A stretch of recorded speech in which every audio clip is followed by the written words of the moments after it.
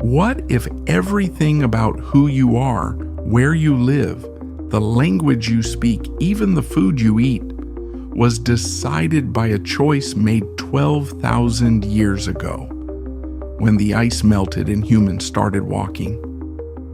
At the end of the last ice age, Earth was warming rapidly. As colossal glaciers crumbled, sea levels rose by hundreds of feet. In their wake, entire landscapes were erased. Small bands of prehistoric humans were left with a stark choice: adapt or vanish. This turning point sparked one of the most dramatic migrations in human history, and it still echoes in our DNA today. The end of the Ice Age. Roughly 12,000 years ago, Earth entered a warming period known as the Holocene. Global temperatures climbed by nearly 7 degrees Celsius in just a few thousand years, a blink in geological time. The Laurentide and Fennoscandian ice sheets, which once blanketed North America and Northern Europe, rapidly retreated. This wasn't just a melting event, it was ecological collapse. Forests replaced tundra, megafauna like mammoths began to vanish, and rainfall patterns shifted dramatically. Once predictable seasons became chaotic. Human hunter-gatherer groups were finely tuned to Ice Age environments. The loss of cold steppe ecosystems disrupted their food chains. Camps that had existed for centuries became flooded or uninhabitable. For the first time, mobility became a matter of life and death. The first mass human migration. In response to the shifting climate, prehistoric populations launched into movement, not as explorers, but as refugees of nature. Archaeological evidence reveals clear migration patterns across Europe and Asia. The Magdalenians in Western Europe, once dominant, began to disappear, replaced by newer Epigravettian cultures from the southeast. This migration wasn't a one-time event. It unfolded over centuries. As river valleys opened, ice corridors closed, and new lands became accessible. Populations moved along predictable paths: river deltas, mountain passes, and coastlines. Genetic data from ancient human remains shows that during this time, people from the Near East began moving into Europe, while Siberian groups started moving toward East Asia and even the Americas. This was the moment when the human map was redrawn, not by war, but by weather. And this migration laid the groundwork for cultural contact, genetic mixing, and eventually civilization.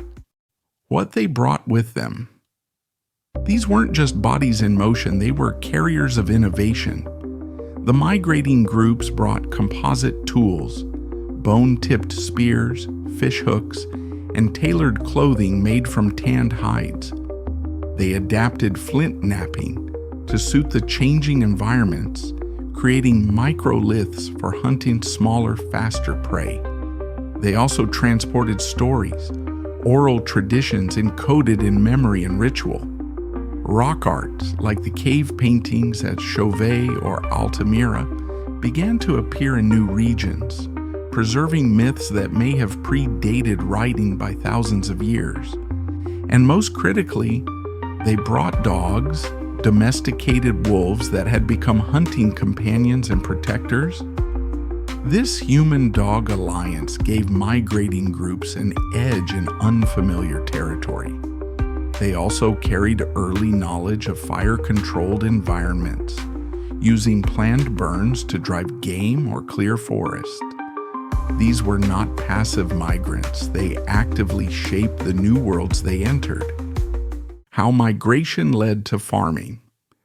As humans entered new, warmer climates, they encountered regions like the Fertile Crescent, where wild barley, wheat, and legumes grew in abundance. At first they foraged, but over generations a deeper relationship with the land emerged. Sedentism, the choice to stay in one place, began to take hold. Archaeological sites like Göbekli Tepe in Jericho show structures built by people who were no longer fully nomadic. Some had started cultivating crops. Others herded animals. It was the dawn of the Neolithic.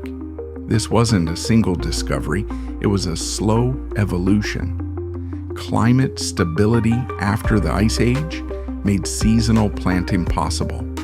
With it came food surpluses, population growth, and the emergence of complex societies. What began as a desperate migration ended as a revolution in human living, and it all hinged on the decisions made when the ice retreated.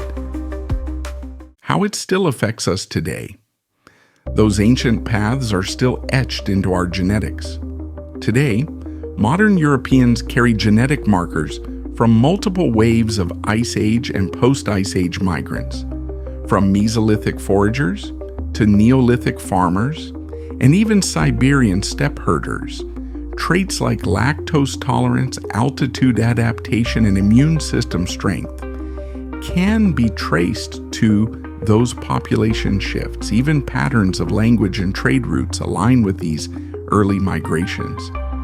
But perhaps most striking of all is the legacy in our behavior, our tendency to move, to adapt, to seek out better conditions. That instinct isn't modern, it's prehistoric. When we look at the melting Arctic today, the climate refugees of tomorrow, we're seeing the same pattern. Migration is not a crisis, it's our oldest survival strategy.